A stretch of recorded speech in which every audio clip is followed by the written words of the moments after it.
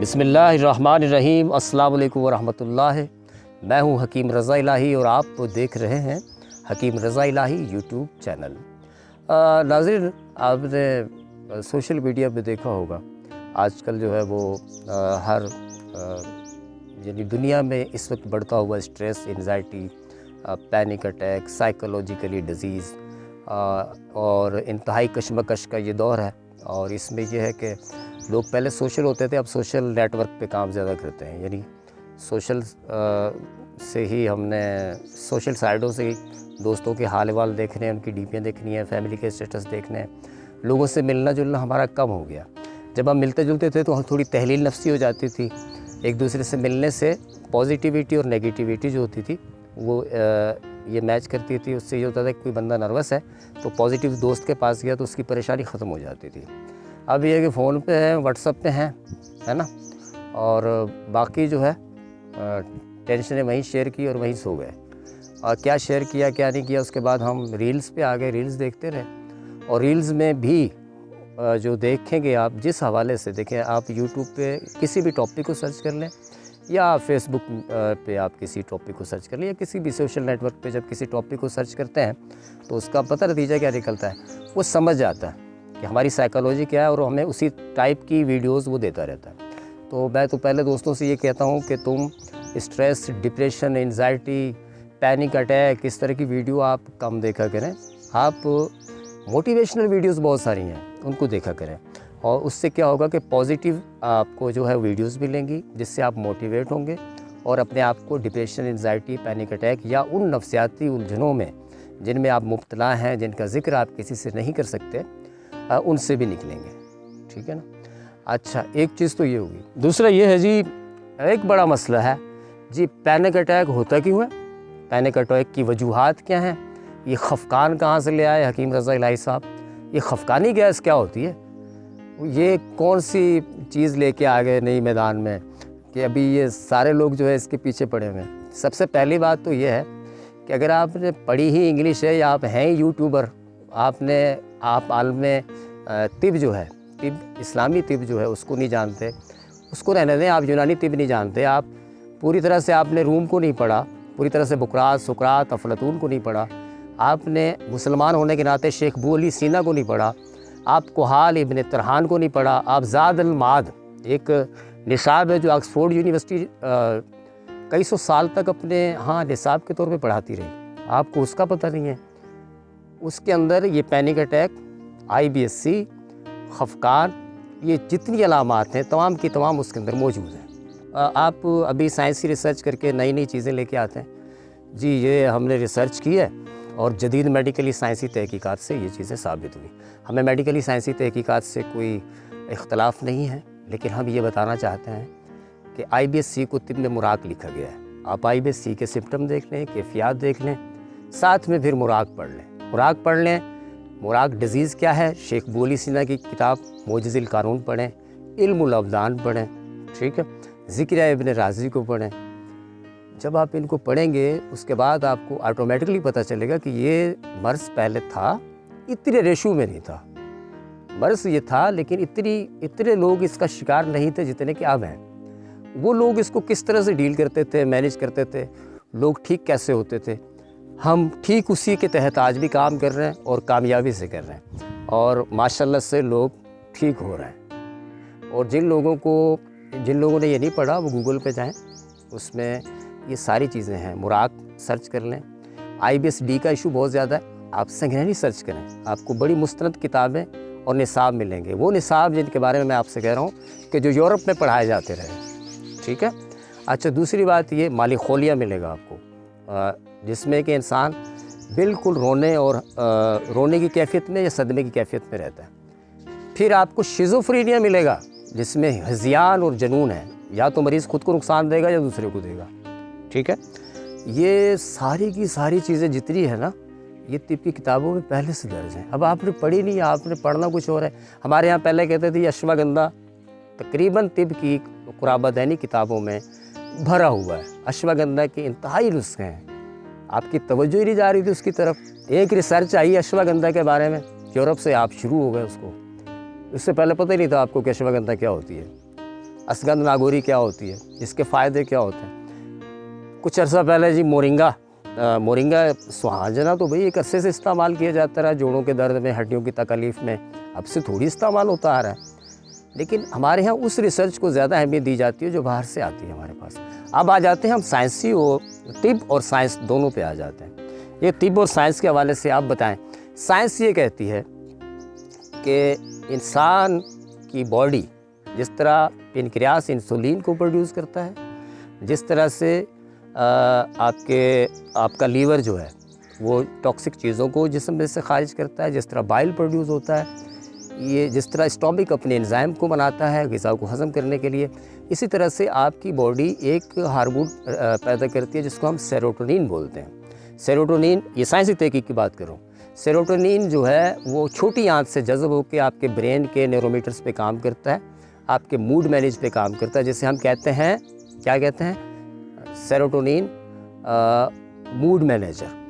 अगर serotonin disturb है, ये ब्रेन का ये न्यूरोमीटर अगर डिस्टर्ब है तो इसे लिंक करते हुए तीनों ही जो दूसरे हैं, डोपामिन, मेलानिन, दूसरे जितने भी हैं ब्रेन के न्यूरोमीटर्स जो एहसासाती तौर पे, जज्बाती तौर पे आपको बैलेंस रखते हैं, वो डिस्टर्ब हो जाते हैं, वो मुतासिर हो जाते हैं। जब वो मुतासिर होते हैं तो इंसान एहसासाती तौर पे, जज्बाती तौर पे मुतासिर होता है, जिससे ये अमराज पैदा होते हैं।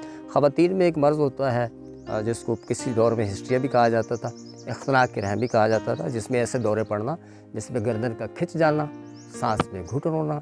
लेकिन ये होता महीने के मखसूस दिनों में था, जिसमें लोग बाबों के पास चले जाते थे दम कराने और बाबा जी कह देते थे इसको जिन्नात है, शदीद वाले। अच्छा, वो बच्ची का इलाज तो बेचारी का क्या होना था, उसको 2-4 थप्पड़े भी पड़ जाती थी और साथ में वो कोई बाबा ने ज़ाफ़रान, मुश्कंबर वो अलग से ले लिया। तो ये एक पेचीदगियाँ हैं, इनको ना समझने का इशू ये कि आप एक ख़ुद साख्ता दानिश्वर आ जाते हैं वो पेज पे ना, वो आके एक तबसरा करेंगे, भाई बात एतराज़ करें, मुदल्लिल तरीके से करें, दलील के साथ करें, मेरे साथ बैठें, बात करें, तो मैं इंशाअल्लाह ताला आपको प्रूफ करूँगा उन किताबों से जो साइंस की हैं, जो इस्लामी तिब की हैं। फिर मैं आपको ये भी बताऊँगा कि साइंस आज वहाँ पहुँची है जहाँ तिब पहले से मौजूद है। अच्छा जी, अब तिब मौजूद है, उसका एक और खरा सबूत मैं दे दूँ आपको माली खोलिया के लिए शरबत अहमद शाह मिलेगा, मार्केट में बना हुआ मिल जाता है। इफ्सन 3 मिलेगा, आपको शरबत अफ्तीमून मिलेगा, आपको ऊद सलीब मिलेगी, आपको ऊद सलीब के अलावा आपको माजून निजाह मिलेगा, आपको हब्बे सरा मिलेगी। ये वो नुस्खे हैं जो कुराबादैनी हैं, जो ये वो जैसे मैटेरिया मेडिका या तिब्बी फार्माको मैटेरिया मेडिका के नुस्खे हैं, इसी तरह से तिब्बी फार्माकोपिया के नुस्खे हैं। आप उनको देखें, वो गूगल करें, यूट्यूब से नहीं पूछें, गूगल करें। यूट्यूब पे सारे मंजन बेच रहे हैं। किसी दौर में लोग मजमे लगाते थे, अब मजमे नहीं लगाते, अब वो यूट्यूब पे प्रोग्राम करते हैं। तो किसी भी चीज़ की साइंस अगर आपकी सेंस में ना आ रही हो तो आपको चाहिए कि आप उसका मुशाहिदा करें, ठीक है। आपको मुशाहिदा नहीं है। अच्छा, अब एक लोग तो इसी बहस में पड़े हुए हैं। मैं 2016-17 में किसी नेशनल टीवी पे बात कर रहा था कि जी खफकान एक बीमारी होती है, इससे हार्ट बीट तेज़ हो जाती है, पेशेंट के ऊपर एक घबराहट का दौरा पड़ता है, इज़्तिराबी कैफियत आ जाती है, उसमें उसका सांस घुटने लगता है, उसके साथ ये कैफियत हो जाती है, उसको जिन्नात का वहम होने लगता है। तो जो 2016 का ये ऑन रिकॉर्ड प्रोग्राम है, उस पर लोग जो है वो थोड़े से मुस्कुरा रहे थे जो मेरे साथ खड़े थे। आज मैं देख रहा हूँ कि एक चीज़ तो है, अल्लाह का बड़ा करम है कि लोगों ने इस चीज़ को एक्सेप्ट किया, पढ़े लिखे लोगों ने भी एक्सेप्ट किया। और दूसरी बात ये कि जो लोग ये कहते थे जी ये सिर्फ दिमाग का ही खेल है, ये बंदा किसी टेस्ट में, किसी थ्योरी में नहीं आ रहा, सारी तरह की मेडिसिन दे दी है, ठीक नहीं हो रहा, अब इसको हम साइकाट्रिस्ट की मेडिसिन खिलाएंगे, फिर वो साइकोलॉजिकली मेडिसिन उसकी शुरू हो जाती है। अब भी आप साइकोलॉजिकली अगर मेडिसिन दे रहे हो, आप ये कहते हो कि ये तो गट डिजीज़ है ही नहीं, तो फिर उसमें लिब्रेक्स क्यों दे रहे हो आप उसके अंदर ओमिपेराजोल, सोमिपेराजोल, पेंटापेराजोल ये क्यों दे रहे हो भाई? ये तो मैदे का मर्ज़ ही नहीं है ना, ये तो एक नफ्सियात का मर्ज़ है, तो आप फिर नफ्सियात की दवाइयाँ दो। चल आप दोनों साइडें रहे हैं, थ्योरी फिर भी तिब की चल रही है कि जब तक आपका मैदा ठीक नहीं होगा, आपकी छोटी आंत का निज़ाम, आपकी छोटी आंत से vitamin A, vitamin E, vitamin D, fits, लोबल जितने भी विटामिन हैं सब के सब आपकी आंतों से जज़ब होकर आपके ब्रेन का, आपके जिस्म का हिस्सा बनते हैं, ये साइंस कहती है। तो फिर ये बात मान लें کہ یہ ایک سائیکولوجیکلی ڈیزیز نہیں ہے، ایک فزیکلی ڈیزیز ہے۔ ہم جب اس کو ٹھیک کریں گے، بلڈ پریشر ہائی کولیسٹرول ہونے کی وجہ سے آپ نے بہت کھایا، آپ چلے پھرے نہیں، بلڈ پریشر کولیسٹرول بڑھا آپ کا، کولیسٹرول بڑھنے کے بعد کیا ہوا جی، آپ کا بی پی ہائی ہو گیا۔ جب بی پی ہائی ہو گیا تو آپ کو غصہ آنے لگ گیا۔ ایک فزیکلی بیماری تھی جس میں بی پی ہائی ہوا، ایک اسباب کے تحت کہ آپ کا کولیسٹرول بڑھا ہوا تھا اور کیفیات تھی آپ کے اندر، آپ کا بی پی ہائی ہوا، یہ فزیکلی ڈیزیز ہے۔